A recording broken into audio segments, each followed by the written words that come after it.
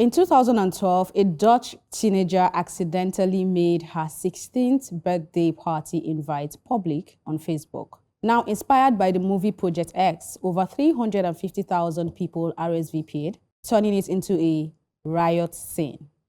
Netflix's new documentary, Trainwreck: The Real Project X, shows how one viral post spiraled into chaos. Not because social media is evil, but because no one paused to ask, where is this leading? Fast forward to Nigeria in 2025, when 20-year-old TikTok sensation Pella, a school dropout, announced a 500,000 naira a month cameraman role requiring a master's degree. Well, over 20 postgraduates showed up. It quickly became content, the spectacle, the punchline. A female applicant later said she felt misled and used for content, that she left her house chasing employment and ended up in a skit. And it gets worse. In another clip, Pella boldly claims Nigeria only has 3 tribes. No, he wasn't joking. He dismissed the ethnic identity on camera. A painful reminder that viral fame doesn't require even the most basic civic knowledge. Just confidence, Wi-Fi, and vibes. This is not about Pella. It's about a system that has collapsed so spectacularly that we now respect visibility over value and confuse digital fame with qualification. A country where cultural erasure is shrugged off because the algorithm favors audacity over accuracy. Social media is not the villain, it's the mirror. Since its inception, it has been both a blessing and a curse, largely dependent on how we choose to use it. But when Clout becomes the national curriculum and our youth learn more from TikTok than textbooks, we must ask, what future are we building and who is teaching it? Pella's belief that Nigeria only has 3 tribes is more than ignorance. It's a systemic indictment of a collapsed curriculum that prioritizes theory over civic literacy, a performative patriotism that teaches national anthems but not national identity, an education culture that rewards cramming over understanding. Because let's not forget, he went through basic education. So this isn't about one influencer. It's a national warning sign, and we better not scroll past it. I want to start by asking, using someone for a skit without their consent should have some consequences, no? It should. Yeah. But this is Nigeria. Yeah, but yeah. So, but you see, your advocacy, as you said, is a reflection of the society. It's, I think, on this show we've talked about education a lot, and the state of education in Nigeria. And nature abhors a vacuum, as you said. If they are not learning from textbooks, they'll be learning from TikTok, somewhere else. So I think you are spot on. We need to really focus on our education system, on the curriculum, and the topic which I want to speak about. People now look at this content creation and stuff like this as I mean, there's nothing inherently wrong with it, but that is not, I'm not sure 1 million people should wake up and aspire to be content creators thinking they'll all succeed. You know, if they had good things to do with their time, proper jobs, I think, and a good education, as you've said, I don't think we'll be in this situation. So it's all shades of wrong, and it will take a long time to correct. That's just one thing I know, because you don't see the effect of education like immediately. One thing I always tell people is a lot of people are loud and ignorant. They are very loud about their ignorance. And one thing I'm going to disagree with in your advocacy is the fact that Pella not being able to, not knowing that we have more than 3 tribes in Nigeria is an indictment on the educational system. I would say, while we were in school, we had social studies. Yes. My kids in school now, they do civic education, and this is compulsory from primary through secondary. So that is a failure on him. It chose not to learn. I don't know, maybe at what point, maybe he missed the class. I mean, you're literally, part of the curriculum includes you drawing a map of Nigeria and identifying the different tribes. Like I've done this to my children multiple times. So him not knowing that, it's literally on him, you know. But it's quite sad the way a lot of young people, they get their information and news from the internet without trying to verify it. They don't even try to read. When my kids come to me and say, oh, Mama, I heard this. Where did you hear it from? Oh, somebody said it on, okay, so who is this person? What authority does this person have to make this assertion? Oh, that's why we are asking you. Okay, now that you don't ask me, do your own research. That is not someone on the internet just saying something. The younger people, they need to do more in and not wait to be spoon-fed information. You need to take responsibility for their own learning. Because at the end of the day, your ignorance is on you. And as much as it affects the society, it is literally on you. Me? Oh, wow. Yes, your ignorance is definitely an individual thing. As much as you have affected your society, but you are the one carrying the shame, the tear cloth. Education can never be a scam. I will never regret my years of growing up, school, social studies, history, being able to draw the map, name the River Niger, and all our governors, and we knew it, but they removed it. So what else do you want?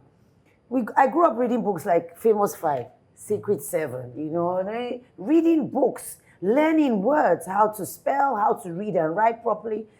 But viral fame, like you said, doesn't demand their brains. It can just be empty with a coconut head, no water inside, and you just blow just because. But this same social media is where others are making huge headway with it. Same, it depends on what you're seeing. Me, my feed is exercise, is motivational quotes.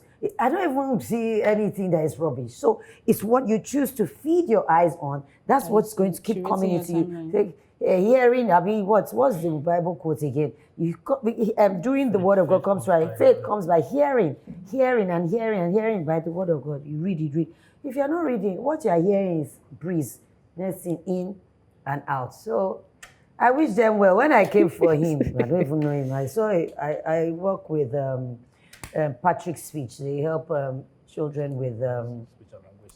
Yes. So I saw it and I'm like, what's this thing? I have a TikTok account, but I hardly go there. Go and check the distance between my posts. I don't understand that place. They were the ones, kid, come on TikTok. I said, what's happening there? All these young people. I don't have energy. So I have the account. Once in a while, I go, I post. You see, my content is not even like their own. Yeah. And I said, what's this thing? What is all this? There are people living, hey, Twitter. If you go back, I think I have like 2.4 million impressions and you are jealous. Imagine.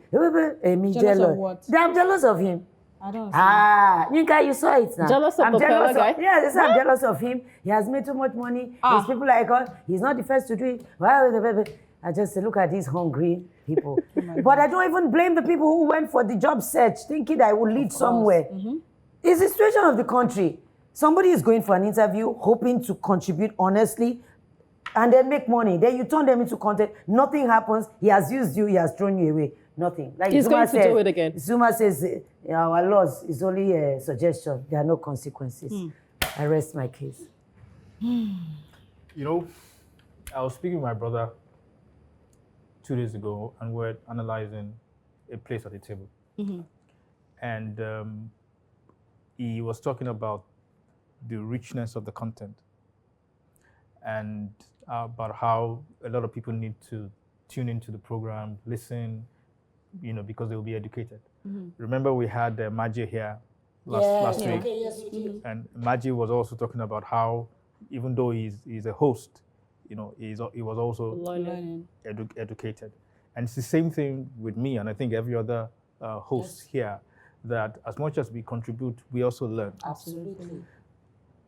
Unfortunately, shows like A Place at the Table will not Go viral. The kind of content that we talk about is serious. But it's the kind of content that needs to move this country forward. But fortunately, it's the kind of content that that young man is pushing out that is getting the attention, the traffic, and is also getting the monies in. And we need to get back to the basics. And I won't blame you, Kate, but people with, I don't want to say your generation, I mean, mentors like you should be the I don't know, I don't know what's the word, should be the face, should be the To be more ones that visible in advocating for the that important these things. young content creators, because essentially they're trying to do what you do, but they're doing it in the way that the current They have no idea. you know. So, but there's no professionalism, Yeah. there's no regulation, there's no standard, you know, all this. I think at some point we have to put the responsibility on some people, and I think that you guys, the Responsibility on older. her. The one they say she's Amy, jealous in them. So when I speak about it, no. hey, Tika, you have come to the wrong place. I spoke about it. And I always speak. Regardless of the backlash, I don't care. And I never delete a tweet in my life. I've put it there. Yeah, Why? but beyond just you speaking, Kate, there needs to be, you're not just the only one. The people seems so. in your... More people need to speak more up, people, right? Exactly. more of you guys need to come together and say that, look, there is a way to do this. You guys, they don't like serious we stuff. must be responsible They don't like- in doing it. that's Otherwise, we'll keep enabling this They don't like What you're serious saying is things. it's almost impossible, They will tell but you like freedom of Bright will speech. always say. Yes, let's they'll not say tell you anything freedom of speech, mental health. Let's not say anything impossible, but I just want to touch on shout out to Adekunle Gold. I saw what he did, where he's giving, I think, 250,000 naira to people who made first class. God I bless like him. initiatives like that because he also reward hard work Yes. and reward going to school. And people with so we brain. need more rewards to be pushed to areas like that. Not that you have to be ridiculous online before you can get any form of reward or attention, right? And in terms of content, I mean, I'm not that old, but when I was growing up, you realize that your parents actually get involved in what you watch Yes. on TV, right? Some of the programs that we watch, even if there was a program like this at the time that I was growing up, you're probably sitting down with your parents and Yeah, you're you're watching listening, it. right? You have your own TV time when cartoon, but there was that time, 8 o'clock, 6 o'clock, 7 o'clock, there's PG and you're watching with your parents and conversation happens. But now I go to homes and I see them, that TV is for my child, though, don't touch it. Like, I feel like there's a lot that can happen in terms of parenting and Absolutely. trying to guide your children in the kind of content they consume. Some people have done that in terms of reading.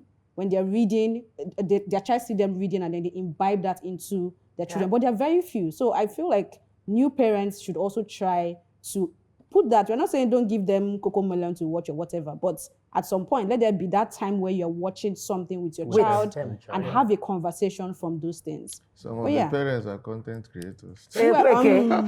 They say that those who fail to learn from history are bound to repeat its failures.